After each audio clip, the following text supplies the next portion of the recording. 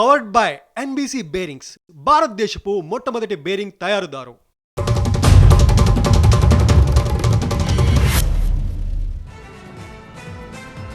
AP assembly సమావేశాలు ప్రారంభమయ్యాయి. ప్రశ్నోత్తరాలు కొనసాగుతున్నాయి. వారం పాటు అసెంబ్లీ సమావేశాలు నిర్వహించే అవకాశం ఉంది. సభలో పలు బిల్లులు ప్రవేశపెట్టనుంది ఏపీ ప్రభుత్వం. జగన్ కు ప్రతిపక్ష హోదా ఇస్తేనే సభకు హాజరవుతామంటోంది వైసీపీ. యూరియాపై చర్చించాలని మండలిలో వాయిదా తీర్మానం ఇచ్చింది వైసీపీ. అసెంబ్లీ సమావేశాల్లో ప్రభుత్వం చేపట్టనున్న బిల్లులపై చర్చించి ఆమోదం తెలిపేందుకు ఇవాళ సాయంత్రం 3 గంటలకు మంత్రి మండలి భేటీ కానుంది. అసెంబ్లీ సమావేశాల్లో మంత్రులు ఎలా స్పందించాలనే దానిపై సీఎం చంద్రబాబు నిర్దేశించనున్నారు. అసెంబ్లీలో ప్రవేశపెట్టే వివిధ బిల్లులకు ఆమోదం తెలపనుంది కేబినెట్. ప్రజా సమస్యల పరిష్కారంలో కూటమి ప్రభుత్వం ముందంజలో ఉందన్నారు గురిజాల ఎమ్మెల్యే యరపతినేని శ్రీనివాసరావు. అభివృద్ధి, సంక్షేమం సమపాళ్లలో అందిస్తున్నామని తెలిపారు. ప్రజలు కూటమి పాలన పట్ల సంతోషంగా ఉన్నారని చెప్పారు. పల్నాడు జిల్లా మాచవరంలో అధికారులతో సమీక్షా సమావేశం నిర్వహించారు ఎమ్మెల్యే యరపతినేని. అనంతరం ప్రజా సమస్యల పరిష్కార వేదికలో పాల్గొని వారి సమస్యలు అడిగి తెలుసుకున్నారు. ఏపీ లిక్కర్ స్కామ్ కేసులో ఏసీబీ కోర్టులో బెయిల్ పిటిషన్లపై ఇవాళ విచారణ జరగనుంది. లిక్కర్ స్కామ్ కేసులో డిఫాల్ట్ బెయిల్ పిటిషన్లు దాఖలు చేశారు Rajkesh Reddy, Chanakya, Sajjala Sridhar Reddy, Chevireddy Bhaskar Reddy, Venkatesh Naidu. Default bail orders పై హైకోర్టు స్టే విధించడంతో ఏసీబీ కోర్టులో పెండింగ్ లో ఉన్నాయి బెయిల్ పిటిషన్స్. ఇదే కేసులో మధ్యంతర బెయిల్ పిటిషన్ మంజూరు చేయాలని పిటిషన్ దాఖలు చేశారు రాజకేశ్ రెడ్డి.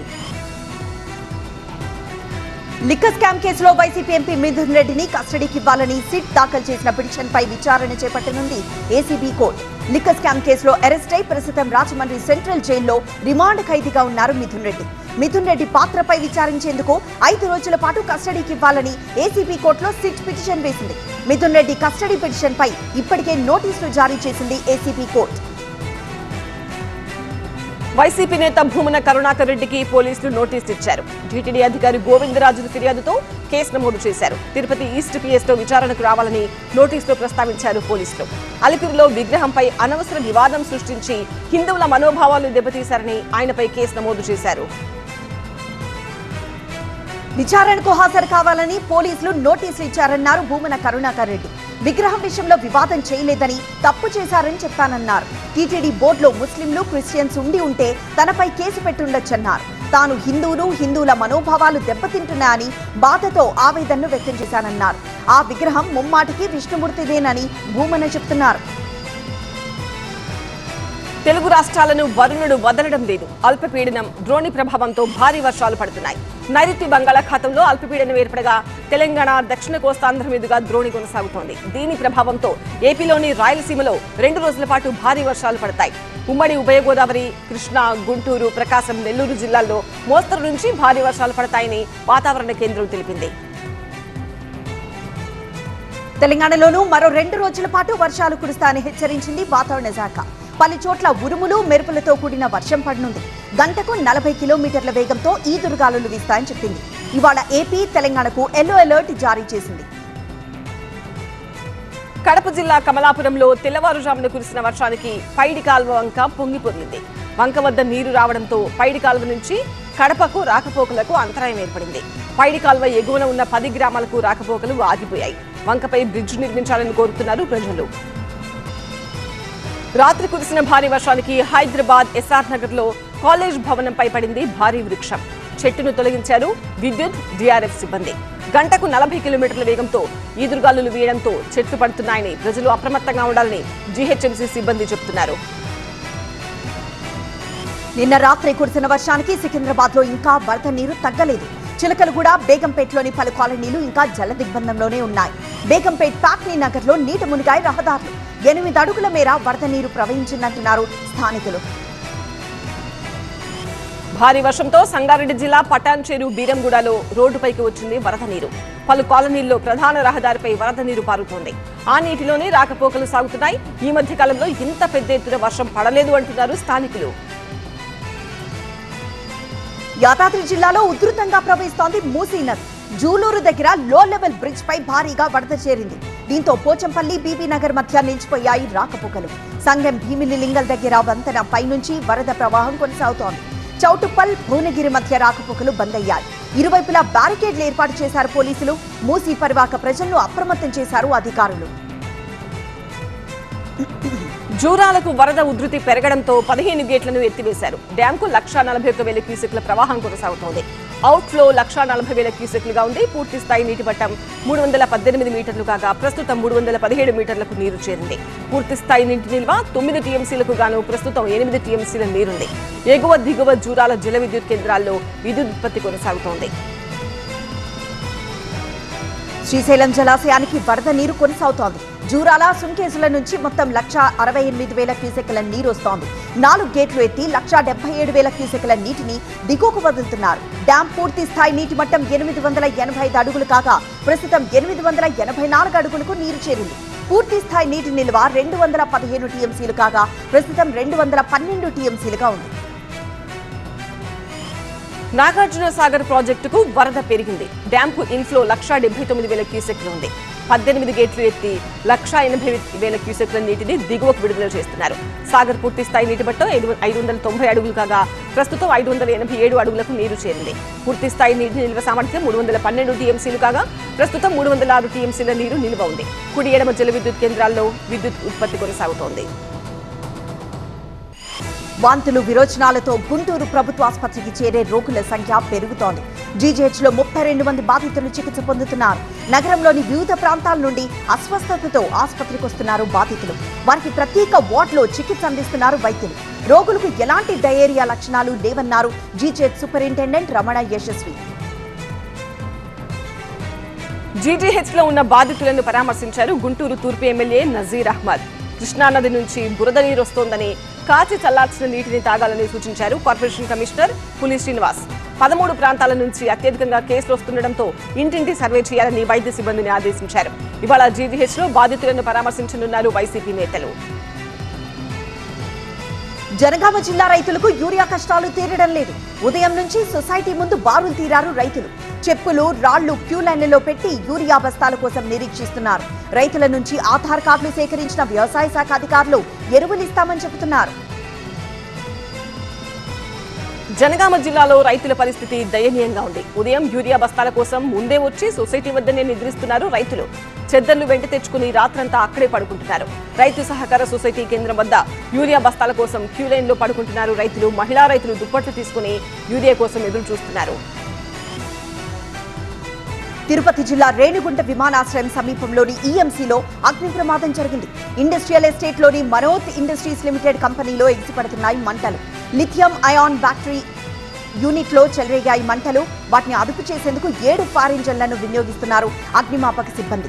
ఈ పరిశ్రమలో నైట్ షిఫ్ట్ సిబ్బంది లేకపోవడంతో ప్రాణ నష్టం తప్పింది.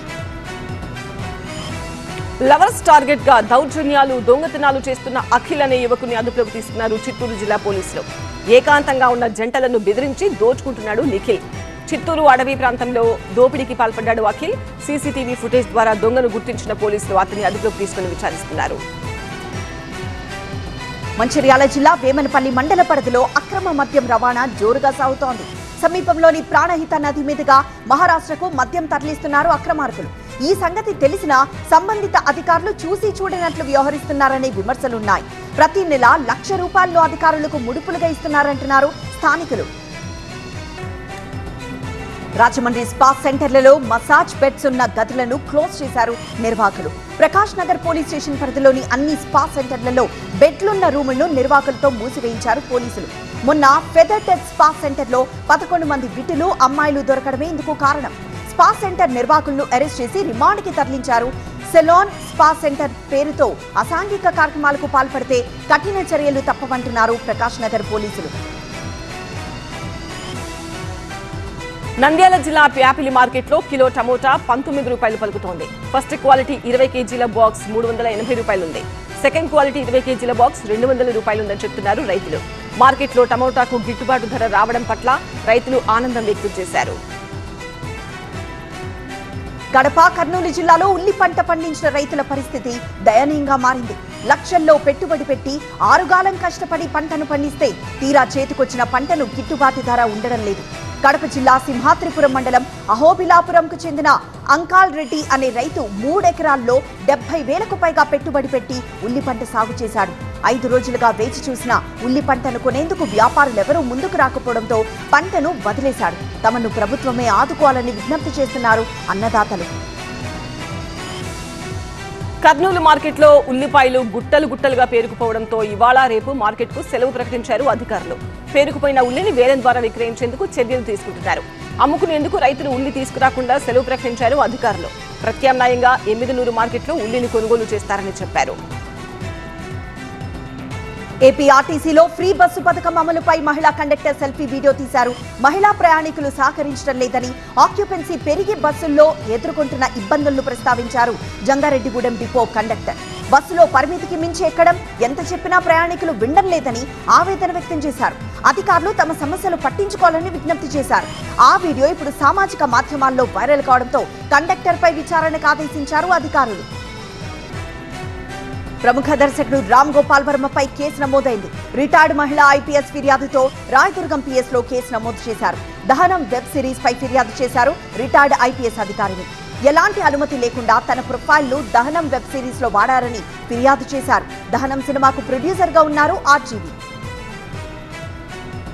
ఓట్ల చోరీ విషయంలో హైడ్రోజన్ బాంబు పేలుస్తానంటున్నారు లోక్సభలో ప్రతిపక్ష నేత రాహుల్ గాంధీ.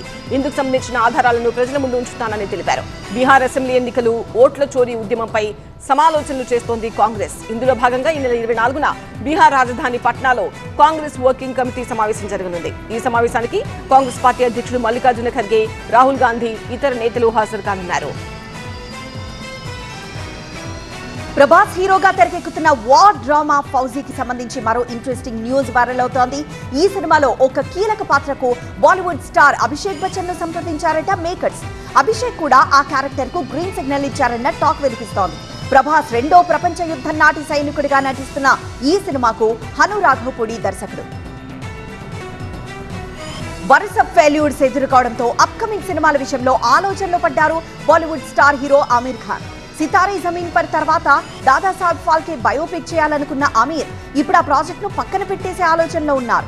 మంచి కమర్షియల్ సినిమాతో సక్సెస్ ట్రాక్ లోకి రావాలని ప్లాన్ చేస్తున్నారు. హాలీవుడ్ నటి సిడ్నీ స్వీనీ త్వరలో బాలీవుడ్ ఎంట్రీ ఇవ్వబోతున్నారన్న ప్రచారం జరుగుతోంది. ఓ హిందీ సినిమాలో నటించేందుకు ఈ బ్యూటీకి 530 కోట్లు ఆఫర్ చేసిందట ఒక బాలీవుడ్ నిర్మాత సంస్థ.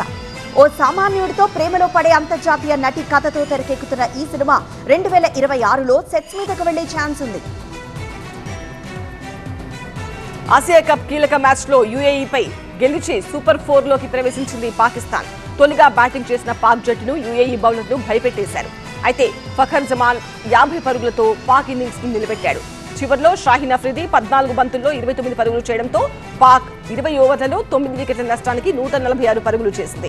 147 పరుగుల లక్ష్యంతో బరిలోకి దిగిన యూఏఈ పాక్ బౌలర్ల ముందు నిలవలేకపోయింది. పవర్ ప్లేలో ఓపెనర్లు పెవిలియన్ చేరారు. ఒత్తిడిలో ఉన్న యూఏఈ 17.4 ఓవర్లలో 105 పరుగులకే ఆలౌట్ అయింది.